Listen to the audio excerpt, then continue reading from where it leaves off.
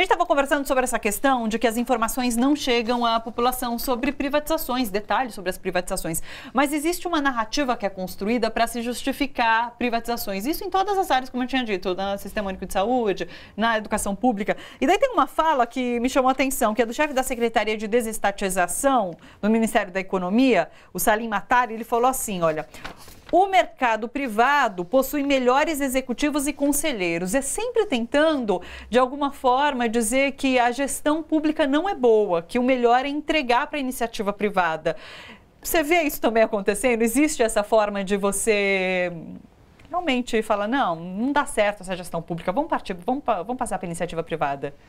Sim, infelizmente, essa narrativa que reforça um senso comum de que, primeiro, o governo é todo igual, né? É uma massa uniforme e que não tem diferenças internas, e que são muitas, né? Tanto em gestão federal, extremamente diferente da gestão nível subnacional, estadual, municipal, algumas áreas, a área econômica, com grandes instituições de referência, outras áreas com mais dificuldades, enfim... A gestão pública é extremamente complexa e o senso comum reforça no tratamento dela como uma massa uniforme, monolítica e atrasada, burocratizada. Então, essa é a justificativa por trás dos discursos liberalizantes, né, de privatização.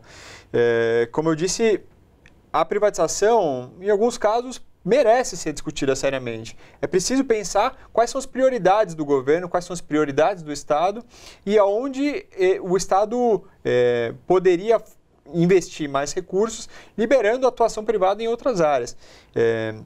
Mas o tratamento da privatização como uma grande resposta para tudo, ela prejudica o debate público, né? Ela prejudica, inclusive, as iniciativas que tentam avançar na melhoria da gestão pública. E é interessante que isso é camuflado depois. Tem dois casos, que é o do presídio no Pará, que teve a rebelião agora, que é um presídio que foi privatizado.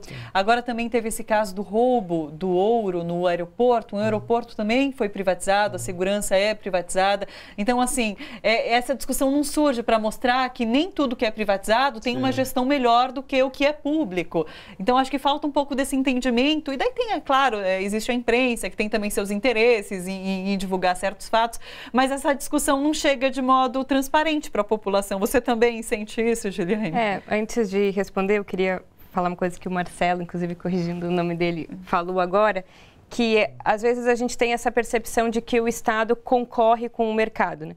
Então, o Estado constrói empresas públicas para concorrer ou para bloquear a atividade econômica privada. E a história do desenvolvimento econômico brasileiro mostra que, pelo contrário, se não fosse o Estado brasileiro construir a Petrobras, por exemplo, o Estado não teria criado as condições, inclusive, para o surgimento de um setor privado, né, na atividade da petroquímica, por exemplo, na distribuição.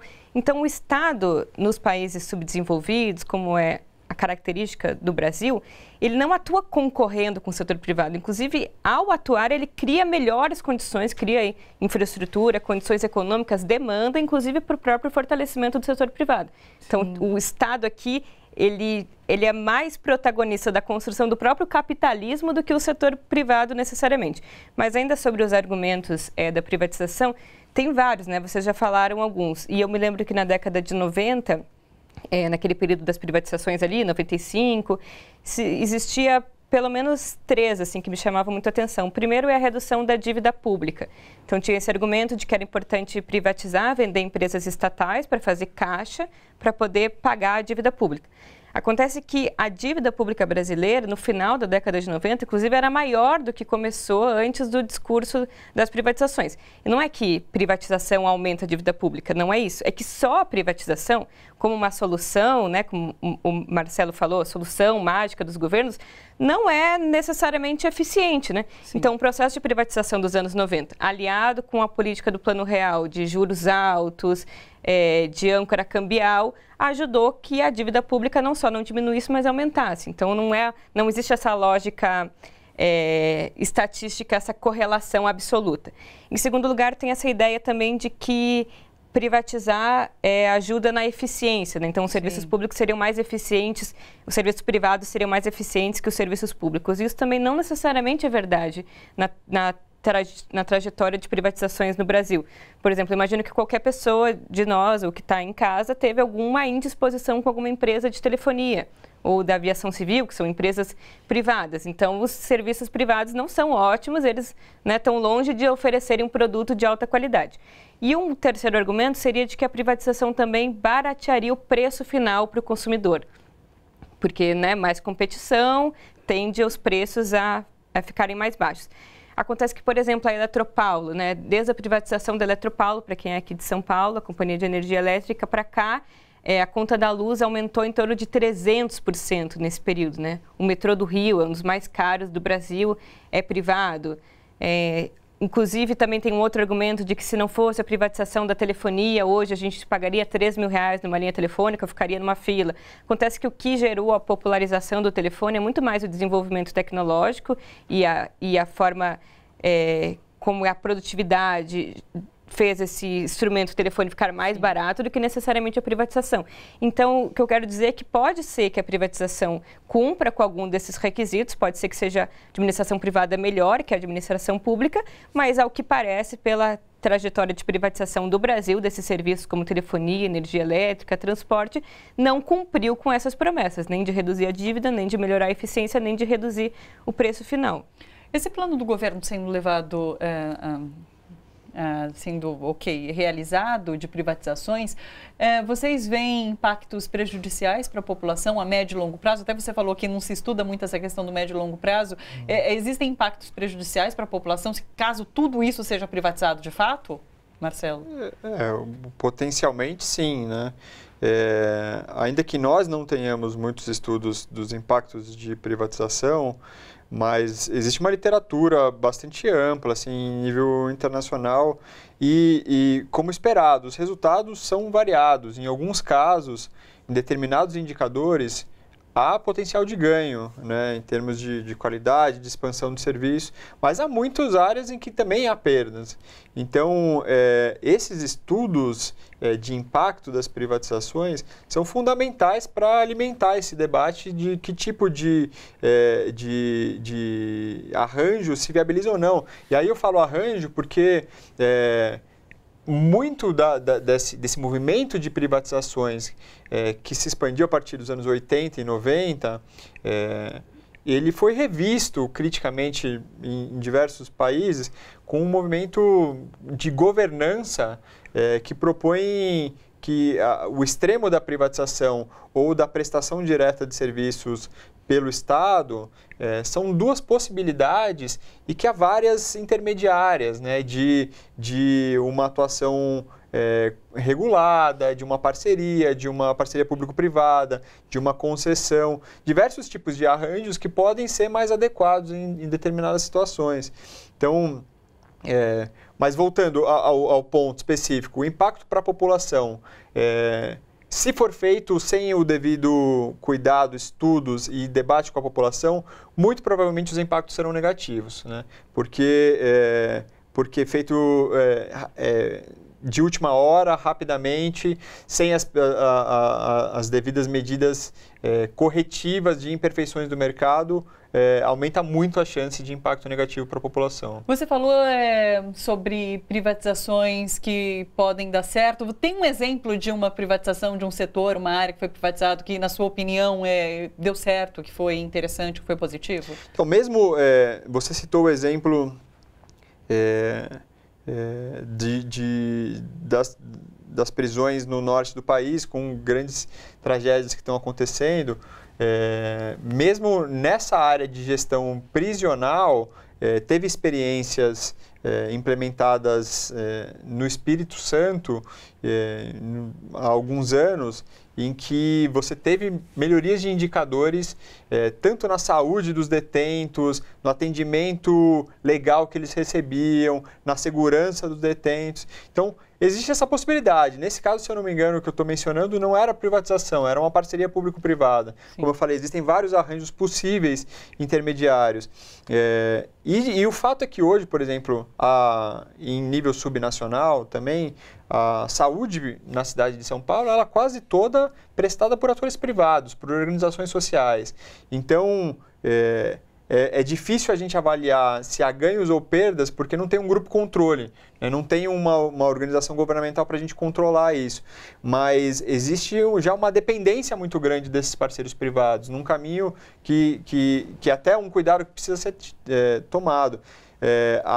As parcerias, em muitos casos, elas criam uma dependência que é muito difícil de se reverter, Sim. caso se avalie dessa maneira. Sim. As organizações sociais, inclusive, são alvos de muitas críticas aqui no estado de São Paulo, né? Principalmente essas da área da saúde. Saúde, cultura, né? Tem sim. Alguns desses casos que, infelizmente, também tivemos recentemente de museus com o Museu da Língua Portuguesa aqui na cidade de São Paulo, que pegou fogo, era uma organização social que administrava, né? Sim. E você, Juliana, na sua opinião, sobre impactos dessas privatizações para a população, para o governo, para a questão da soberania? Eu acho que esse debate é tão interditado mesmo que, de fato, a gente nem tem muitos estudos, né? Sim. Acho que a gente debate mais as premissas da privatização do que necessariamente estuda os possíveis impactos. Mas eu acho assim que, do ponto de vista da energia elétrica, tem já alguns estudos, inclusive o Movimento dos Atingidos por Barragem fez vários levantamentos nesse sentido, da possibilidade do preço da energia elétrica ficar mais caro, né, pós-privatização. Então, concretamente, o preço final de uma mercadoria, né, tão importante, nem deveria ser chamada de mercadoria, como é a energia elétrica, e impacta, inclusive, indicadores econômicos, como inflação, né, e além de ser um recurso que mede bem-estar, né, as pessoas terem acesso à energia elétrica, é um indicador importante. Do ponto de vista do petróleo, do abastecimento, o fato da Petrobras hoje, eu não me engano, não sei ao certo se isso já se modificou ou não, mas existia uma prerrogativa da Petrobras que ela teria a necessidade, né, de atender todo o território nacional. Esse é um objetivo da empresa e ela precisaria prestar serviço para atender o Brasil como um todo. Se a Petrobras, por exemplo, vir uma empresa cada vez mais privatizada ou até privatizada e atuando numa lógica de mercado, nada garante que a Petrobras precise fazer, por exemplo, o tipo de deslocamento e de gasto que está incluso em levar petróleo, por exemplo, para o norte do país, né? Para lugares mais distantes, que tem um custo de transporte, de carregamento. Então, isso poderia implicar que parte do território nacional não seria abastecido, por exemplo, né? Ficaria refém da dinâmica de mercado. Um outro elemento também da privatização do setor de petróleo tem a ver justamente com o destino final do petróleo, né? Esse petróleo que é extraído no território brasileiro, ele é para ser refinado em território nacional e ser servido para abastecimento interno a preços competitivos, né? Ou seja, um preço vinculado ao custo e à margem de lucro, não necessariamente vinculado ao preço internacional, ou é um petróleo que, por exemplo, pode ser exportado em um período de alta do preço internacional. Se vir uma empresa privada que, enfim, toma decisões empresariais a partir só de uma racionalidade econômica, ela pode dizer que em períodos de alta do preço internacional esse petróleo vai ser exportado, né? Essa empresa vai ter muito mais lucro. Claro. E a gente vai ter que começar a importar petróleo, derivado de petróleo de fora, ou seja, a decisão de que, em primeiro lugar, a gente precisa garantir a autossuficiência, a soberania energética, ou seja, o mercado interno, em primeiro lugar, precisa ter o abastecimento nacional. Isso é muito mais uma decisão política nacional, né, de uma empresa estatal comprometida, por um lado, né, com a gestão empresarial, né, com o lucro dos acionistas, com o lucro empresarial, mas, por outro lado, a Petrobras, sendo uma empresa estatal, ela está vinculada a esses objetivos macroeconômicos de garantir, né, em primeiro lugar, o bem-estar, ou seja, o abastecimento do petróleo. Então, são decisões que, se tiverem só alocadas numa lógica empresarial privada, de maximização do lucro do acionista, elas podem entrar em colisão com esses objetivos mais do interesse nacional, né? E nisso a nossa soberania estaria entregue nas mãos do setor privado. Eu acho que essa não é uma decisão acertada. Eu acho que em setores importantes, como é a energia elétrica, como o petróleo, como correios, como o sistema financeiro, esses setores importantes, ainda que não sejam os monopólios naturais do Estado, o Estado brasileiro, inclusive pelas falhas de mercado, deveria ter o controle, né? A gente pode debater se esse controle é um controle acionário, mas também com participação de capital privado, né? De que forma são os conselhos de administração, mas que o Estado deveria ter o controle, ou seja, esse controle político operacional. Eu acho que isso é uma premissa. Sim. Olha só, você que curte a TVT e quer contribuir com a gente para que a nossa programação chegue cada vez mais longe, se inscreva no nosso canal do YouTube/Rede TVT e torne-se membro. Ou então faça a sua contribuição em nosso Catarse. É só acessar catarse.me/TVT. A gente agradece.